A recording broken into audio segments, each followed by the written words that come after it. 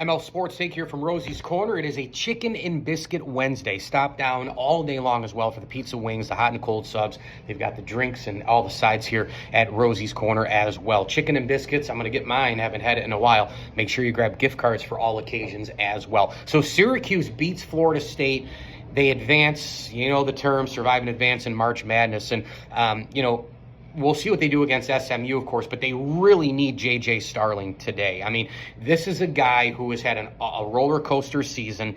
And, you go back to the way beginning of the season when Syracuse was playing some powerhouse teams. And, you started to kind of see this team gel. And I think before the year, I felt good. I didn't feel great. I didn't feel awful. I felt good that Syracuse could contend for at least being a bubble team for the NCAA tournament because they had two big guys coming back in terms of Starling and Bell. Well, when Starling got hurt, there was even more of a problem with the rotation and a problem with certain mixes and matches of players and all the rest. You lose your best player, it's like losing an ace like the Yankees now with Garrett Cole. Now you got to take your 2, he becomes a 1, a 3 becomes a 2, a 4 becomes a 3. You think about some of those Bulls teams with Jordan, Pippen, Rodman. Well, obviously, if you take away MJ, you're totally screwed. And I know the Bulls went and made deep runs without MJ, but they didn't win a title because they didn't have MJ. So JJ is the MJ to the Syracuse basketball team, and so they've got to have him play a more consistent 40 minutes. You could say that about all the players for Syracuse.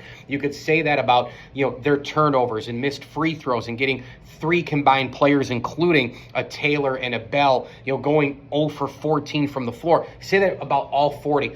But with JJ Starling, you're missing a bunch of him in the beginning against a more potent, a higher efficiency team in SMU. You can't have that happen. You've got to have more from JJ Starling. Now, if he plays a full 40 and scores as many points as he did against Florida State, the outcome might be different and all the rest. But you like your chances better because he impacts other parts of the game if he's scoring from the beginning because the entire offense is working as well. I did like Syracuse, going in the backyard, throwing the rocks back at Florida State, getting down, getting dirty, getting gritty, and winning it. I mean, they missed 10 free throws. They had a horrible offensive game and all the rest, but they showed that they wanted it more. The effort and the intensity was there, and it just is proving that Adrian Autry never lost control of the locker room this year with this Syracuse team. They've just been a wildly up and down team, super inconsistent. Basketball IQ is just missing in so many parts of the game, but I know SMU's better, but